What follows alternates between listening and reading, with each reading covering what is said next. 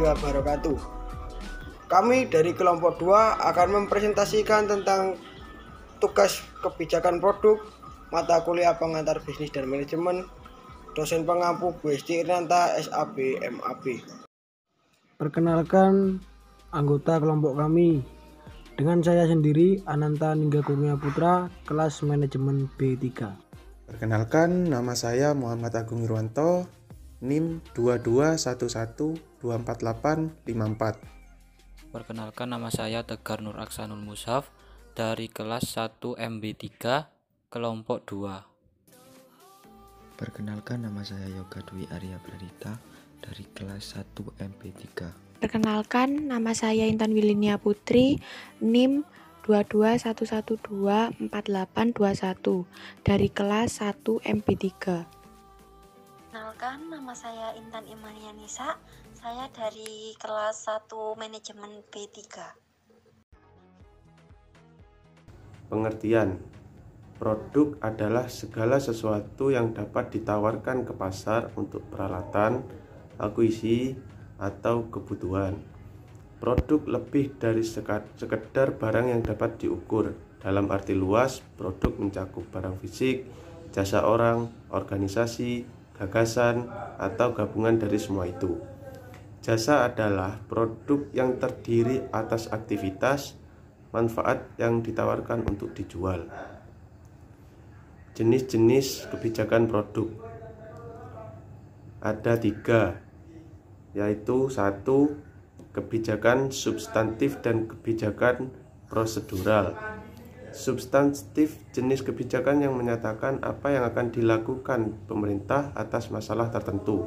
Misalnya, kebijakan pengurangan angka kemiskinan melalui kebijakan beras miskin. Prosedural adalah bagaimana kebijakan substantif tersebut dijalankan. Kebijakan ini bersifat lebih teknis tentang standar dan prosedur atau standar operating procedure, kriteria warga masyarakat yang berhak mendapat bantuan. Yang kedua, kebijakan distributif, kebijakan regulatif, dan kebijakan redistributif. Kebijakan distributif adalah kebijakan yang bertujuan untuk mendistribusikan atau memberikan akses yang sama atas sumber daya tertentu. Misalnya, kebijakan bantuan operasional sekolah atau BOS. Yang kedua, ada kebijakan regulatif, adalah kebijakan yang mengatur perilaku orang atau masyarakat. Misal, kebijakan menggunakan sabuk pengaman jika mengendarai atau menjadi penumpang dalam mobil.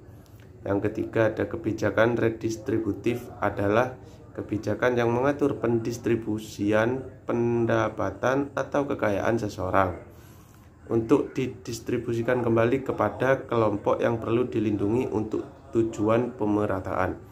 Misal kebijakan pajak progresif, kebijakan subsidi silang, dan kebijakan subsidi BBM. Dan yang ketiga, ada kebijakan material dan kebijakan simbolis. Kebijakan material adalah kebijakan yang sengaja dibuat untuk memberikan keuntungan sumber daya yang konkret pada kelompok tertentu. Kebijakan simbolis adalah kebijakan yang memberikan manfaat dan penghormatan simbolis pada kelompok masyarakat tertentu. Definisi kebijakan produk. Kebijakan produk merupakan salah satu unsur dari bauran pemasaran sehingga perusahaan harus mampu menyediakan produk yang tepat bagi konsumen agar dapat memuaskan konsumen serta dapat meningkatkan penjualan perusahaan. Sistem kebijakan produk. Kebijakan produk merupakan salah satu unsur dari bauran pemasaran sehingga perusahaan harus mampu menyediakan produk yang tepat bagi konsumen agar dapat memuaskan konsumen serta dapat meningkatkan penjualan. Macam-macam kebijakan produk, yaitu antara lain barang, jasa, ide atau gagasan, orang, dan tempat. Jadi teman-teman, di sini saya akan menjelaskan tentang klasifikasi kebijakan produk. Klasifikasi kebijakan produk itu ada 5. Yang pertama, produk konsumen. Apa sih produk konsumen itu? Produk konsumen ialah produk yang dibeli oleh konsumen akhir untuk konsumsi perorangan. Pemasar membagi lebih lanjut produk ini atas dasar bagaimana konsumen membelinya. Yang kedua itu produk convenient. Produk dan jasa yang biasanya sering dibeli oleh konsumen secara langsung dengan pembanding atau upaya minimum. Yang ketiga itu produk belanjaan, produk konsumen yang kurang peminatnya, di mana pelanggan membandingkan kenyamanan, mutu, harga, dan gaya. Yang keempat itu produk tak dicari, produk yang tidak dikenal atau kalaupun dikenal biasanya orang tidak berpikir untuk membelinya. Yang kelima itu produk spesial. Produk spesial merupakan produk konsumen dengan ciri unik atau identitas merek untuk mana sekelompok pembeli tertentu bersedia melakukan upaya khusus. Jadi itu klasifikasi kebijakan produk. Keputusan kebijakan produk memperlihatkan keputusan penting mengenai pengembangan dan pemasaran produk. 1. Atribut produk. 2. Mutu produk. 3. Produk fitur. 4. Desain produk. 5. Definisi merek. 6. Pemberian merek atau tidak. 7. Pemilihan nama merek. 8. Pemberian lisensi. 9. Repositioning merek. 10. Pelabelan. 11. Jasa dukung produk. Yang terakhir, strategi menentukan harga produk, barang, dan jasa. Yang pertama, strategi penentuan harga pada produk baru. A. Skimming price. Strategi skimming adalah menetapkan harga awal yang tinggi ketika produk baru diluncurkan dan semakin lama akan terus turun harganya. B. Penetration price atau harga penetrasi. Strategi harga penetrasi adalah menentukan harga awal yang rendah serendah-rendahnya atau murah dengan tujuan untuk penetrasi pasar dengan cepat dan juga membangun loyalitas merek daripada konsumen. 2. Strategi penentuan harga yang mempengaruhi psikologis konsumen. A. Prestige pricing atau harga prestis.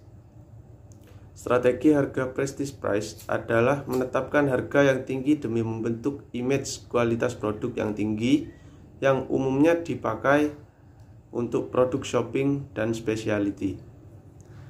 B. Outpricing atau harga ganjil.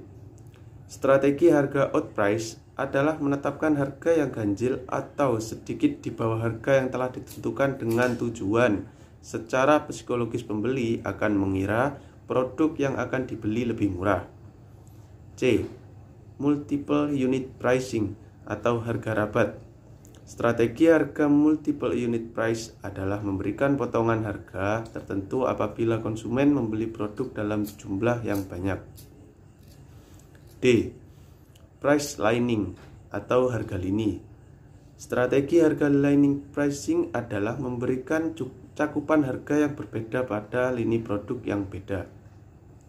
E. Leader pricing atau pemimpin harga. Strategi harga leader price adalah menetapkan harga lebih rendah daripada harga pasar atau harga normal untuk meningkatkan omset penjualan atau pembeli. Yang ketiga, strategi penentuan harga diskon atau potongan harga.